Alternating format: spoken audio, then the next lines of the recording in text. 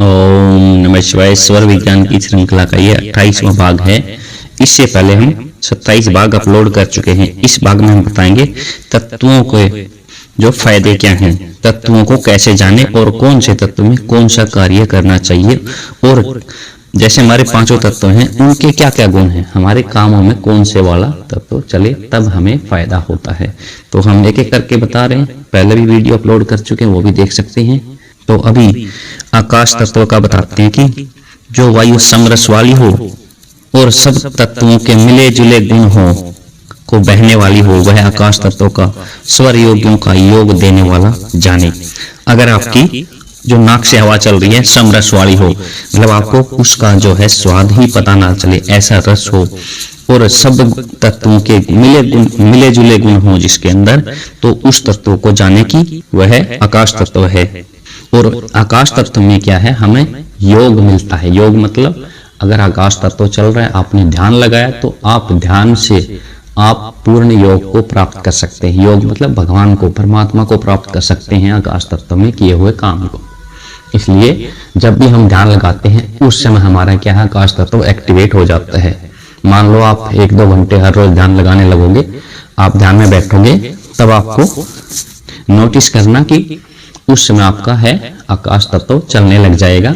जब आपका ध्यान पूरी तरह से लग जाएगा, आपके मन में कोई विचार न होंगे, कोई विचार न हो, बिल्कुल मन स्थिर हो जाए, सांस भी स्थिर हो जाए, उस समय आपका आकाश तत्व एक्टिवेट होता है। तो इसलिए जो भी समाधि जिस लोगों को लगती है वो क्या है, आकाश तत्व में जाकर ही समाधि लगती है और अच्छे ज्ञान को प्राप्त होते हैं।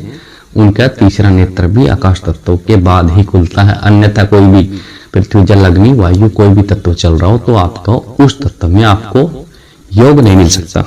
जो वायु समरस वाली हो और सब तत्वों के मिले गुण हो, उसे वह आकाश तत्व का स्वर योगियों का योग देने वाला है। योग सिद्ध हो जाते हैं आकाश तत्व में। पीले रंग वाली, आकृति में चौकोन, स्वाद में मीठा और बीच में चलने वाली 12 अंगुल प्रमाण जो पृथ्वी तत्व का स्वर है, सो भोगों का दाता है। अब पृथ्वी तत्व का क्या हो गया, पीले रंग वाला स्केर शेप होती है इसकी। जब हम शीशे पे श्वास फेंकते हैं, अगर उसमें चौकोर आकृति बने तो उसको बोलते हैं स्केर या रेक्टेंगल शेप में बनना पृथ्वी तत्व का। स्वाद, अगर आपके मुंह में मीठा स्वाद हो और बीच में चलने वाला हो, 12 अंगुल तक जिसकी गति हो, उसको आप मांगे पृथ्वी तत्व। पृथ्वी तत्व में सब किए हुए काम, सब भोग हैं, आपको स्थिर कामों को बनाने वाला होता है। सफेद रंग का, अर्ध चंद्रमा के समान आकृति वाला, स्वाद में कशीला, बीजा और 16 अंगूर की चाल चलने वाला, ऐसा जो तत्व का स्वर है सो लाभ देने वाला है। ये हो गए हमारे जल तत्व के बता दिया है। जल तत्व सफेद रंग का, अर्ध चंद्रमा के समान आकृति वाला है, स्वाद में कशीला, मतलब जैसे आंवला खाने के बाद हमारा टेस्ट हो जाता है मुंह के अंदर, वो हो गया जल तत्व का स्वाद। भीगा हुआ सा आएगा आपका, जो सांस से हवा आएगी भीगी भीगी सी आएगी। 16 अंगुल चाल होगी उसकी।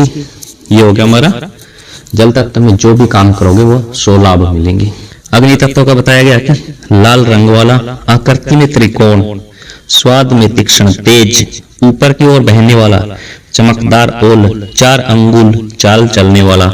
अग्नि तत्व को कैसे जानेंगे, अब रंग से लाल रंग दिखे, आकृति त्रिकोण अगर हो शीशे पे, अब जब हम सांस को फेंकते हैं उसमें जो आकृति त्रिकोण बने तो समझने की आपका अग्नि तत्व चल रहे हैं। स्वाद में अगर तेज हो, तेज जैसे मिर्ची खाने वाला अगर बहुत तेज हो गया तो जाने की, अगर ऐसा कभी स्वाद मुंह में हो रहा हो तो जाने की आपका है अग्नि तत्व चल रहा है। उसकी वो कहाँ तक बहेगा, 4 अंगुल तक बहेगा, और वो क्या है, चमकदार रहेगा। तो इस तत्व का हम पहचान कर सकते हैं अग्नि तत्व को इस तरह से। नीले रंग का, गोल, स्वाद में खट्टा, तिरछा चलने वाला, चंचल और प्रवाह में 8 अंगुल की चाल चलने वाला वायु तत्व। वायु तत्व क्या है, 8 अंगुल चलेगा, रंग उसका नीला रहेगा, आकार गोल रहेगा, शीशे पर अगर जब सांस को फेंकेंगे स्वाद में खट्टा रहेगा, और वो क्या है वायु तत्व। अगर आप दोनों हाथों को अपनी गालों पे सीधे लगाइए जोड़ के और सांस को फेंकिए, अगर आपकी हथेलियों पे हवा आके लग रही है और तिरछी लगेगी, आप कभी भी ध्यान रखना, तिरछी हवा अपनी आपकी हथेलियों पे लगेगी।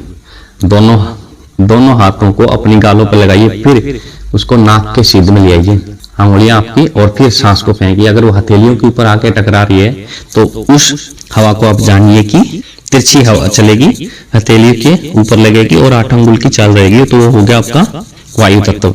रंग रूप स्वाद चाल जिसकी प्रकट न हो, ऐसा आकाश तत्व सब कामों को निष्फल करने वाला, मोक्ष को देने वाला होता है। आकाश तत्व क्या हो गया? जिसका ना कोई रंग हो, न कोई रूप हो, न कोई स्वाद हो, और न जिसकी चाल का पता लगे। ध्यान रखें, न जिसका रंग हो, न रूप हो, न स्वाद हो, न जिसकी चाल का पता लगे, ऐसा आकाश तत्व को जानिए जिसमें किए हुए सब काम निष्फल होंगे। अगर आपको मोक्ष की प्राप्ति करनी है, समाधिष्ट होना है, तो आप आकाश तत्व में ध्यान लगाइए, आकाश तत्व को एक्टिवेट करिए, उसी से आप समाधि को प्राप्त कर सकते हैं। मोक्ष को देने वाला, जो लोग समाधि में बैठकर अपने प्राण त्याग करते हैं, मोक्ष करते हैं ना, वो मोक्ष को देने वाला आकाश तत्व को ही जानिए। पृथ्वी और जल ये दोनों शुभ तत्व उत्तम हैं। तेज तत्व मिश्रित फल देने वाला है। वायु और आकाश ये दोनों तत्व पुरुषों को हानि और मृत्यु देने वाले अशुभ माने गए हैं। ध्यान रखें, पृथ्वी और जल तत्व में सारे काम शुभ होंगे। कभी भी पृथ्वी और जल तत्व चल रहा हो तो आंख बंद करके काम करिए, आपके काम में कोई दिक्कत नहीं आएगी, कोई बाधा नहीं आएगी, कोई रुकावट नहीं आएगी। कितना ही बड़ा कुछ भी हो, सब आपके फेवर में फैसले आएंगे। ये हो गया अग्नि तत्व, हो गया आपको मिश्रित से फल देने वाले हैं। थोड़ा बहुत हो गया, 1% हो गया, 2% हो गया, नहीं हुआ, ऐसे चलेगा। थोड़े बहुत, जैसे आपको बिजनेस से थोड़ा बहुत चला, नहीं चला, लॉस ज्यादा होगा, फायदा कम होगा। वायु और आकाश तत्व को मानिए बिल्कुल हानि देने वाले रहते हैं, उनमें कोई काम नहीं होंगे। और मृत्यु का जो शुभ मृत्यु के समाचार किसमें मिलते हैं हमें? पृथ्वी आकाश और वायु तत्व में मिलते हैं। तो इस प्रकार हमारे पूरे वीडियो देखते रहिए। Thank you so much.